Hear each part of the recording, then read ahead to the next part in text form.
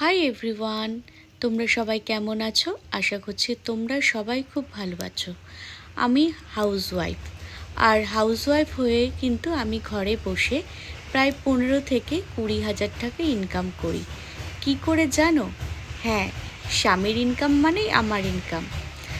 আর আগে আমার হাজব্যান্ডের ইনকাম যখন কম ছিল, আমাকে কিন্তু 1 টাকাও দিত না।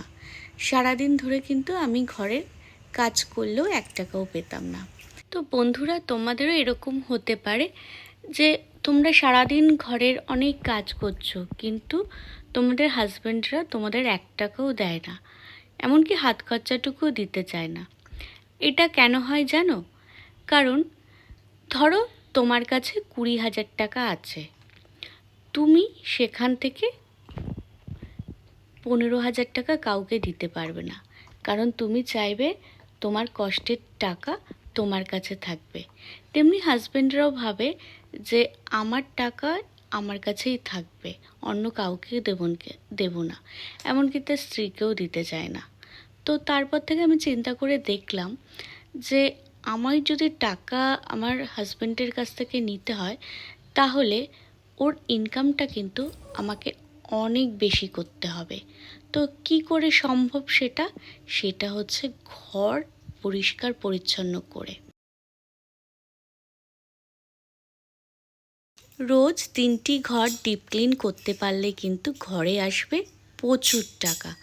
হাজব্যান্ডের ইনকাম হবে মাসে লাখ লাখ টাকা। তো কোন 3টে ঘর? 1 নম্বর ঘর হলো রান্নাঘর, আর 2 নম্বর ঘর হলো বাথরুম আর বিছানার ঘর, মানে বেডরুম। তো যাই হোক, আমি কিন্তু এই ঘরগুলো রোজ ডিপ ক্লিন করি। আবার মাঝে মাঝে কিন্তু আমি একটু বাইরে বেরোই, কারণ বাইরে বেরোলে না মনটা খুব ভালো থাকে। আর একটু বাজার হাট করি, কারণ বাজার হাট না করলে না এখন বাজারে কোন জিনিসের কোন দাম চলছে সেটা বুঝতে পারি না।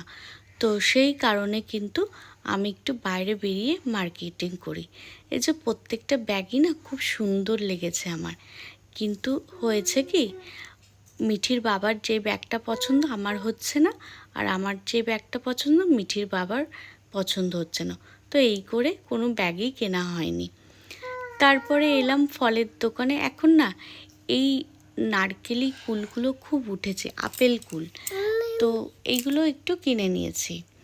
কিনে কিন্তু বাজার হয়ে গিয়ে মনটা খুব ফ্রেশ হয়ে গেছে, এখন আবার বাড়ি চলে এসেছি। আর তোমাদের বলছিলাম না 3টে ঘর পরিষ্কার করতে হয়।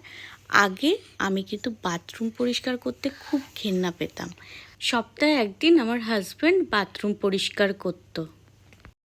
তারপরে আসি রান্নাঘর পরিষ্কার করা, কারণ রান্নাঘরটা কিন্তু আমাদের ডেইলি ডিপ ক্লিন করতে লাগে। আর সকাল থেকে রান্না করে না আর ইচ্ছা করে না ডিপ ক্লিন করতে। ডিপ ক্লিন করতে বেশি কিছু লাগে না, একটু কৌটোগুলো পরিষ্কার করা আর রান্নাঘরের চারধারের দেয়ালটা একটু পরিষ্কার করা, কিন্তু সেটা করতেও যেন এনার্জি থাকে না।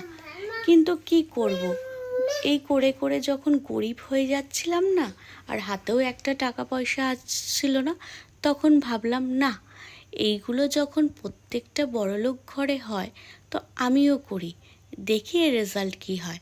তারপর থেকে কিন্তু আমি খুব সুন্দর করে ঘর পরিষ্কার পরিচ্ছন্ন করতে আরম্ভ করি। যেমন ধরো ঘরের দেয়াল, চারধারের দেয়াল ঝাড় দেওয়া। আর আমাদের ঘরে কী বলতো, শীতলা ঠাকুর আছে, তো মনসা ঠাকুর আছে, আর তোমরা তো জানো যে শীতলা ঠাকুরের হাতে ঝাড়টা থাকে। তো আমি প্রত্যেক দিন কিন্তু বাড়িটাকে চারধার ঝাড় দিই। এতে কিন্তু অনেক অনেক বেশি টাকা ইনকাম বেড়েছে। আর ছাদে এসেছি জামা কাপড় মেলতে, আর জামা কাপড় কিন্তু ডেইলি কেচে দিতে হবে। আমরা অনেক সময় করি কি, যে আগের দিন কাচ পরে 1 সপ্তাহ কি 2-3 দিন পরে তারপরে কাচি, সেটা করলে কিন্তু হবে না। আর রান্নাঘরের হচ্ছে কিছুটা কাজ তোমাকে ডেইলি করতে হবে, সেটা হলো দেয়াল পরিষ্কার করা রান্নাঘরের, আর কৌটোগুলো পরিষ্কার করা। এই গেল, এই সব কাজগুলো করতে পারলে কিন্তু প্রচুর ইনকাম হবে ঘরে, মাসে লাখ টাকা কিন্তু।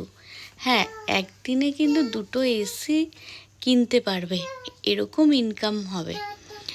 তো তারপরে কি হলো, যখন দেখলাম যে হাজব্যান্ডের ইনকাম অনেক বেড়েছে, তখন কিন্তু আমাকে সংসার চালানোর দায়িত্বটা দিয়েছে, মানে 15 থেকে 20 হাজার টাকা।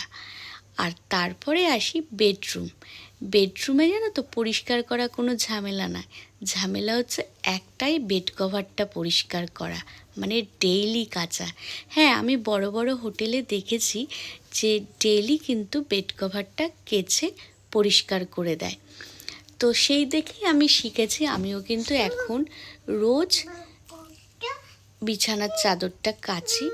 এতে কিন্তু আমার ঘরের অনেক অনেক উপার্জন বেড়েছে, টাকা পয়সার কোনো অভাব নেই। আর মাসে কিন্তু 15,000 টাকা থেকে 20,000 টাকা আমার হাতে তুলে দেয়। আর সেই টাকাতে আমি কিন্তু ঘরের সব জিনিসপত্র কিনি, সংসারের জিনিসপত্র কিনি, বাজার হাট করি। বন্ধুরা, আমার ভিডিও দেখার জন্য তোমাদের অনেক অনেক ধন্যবাদ। আর নতুন বন্ধু হলে প্লিজ আমার চ্যানেলটাকে সাবস্ক্রাইব করে দেবে, আমার ভিডিও দেখতে থাকবে।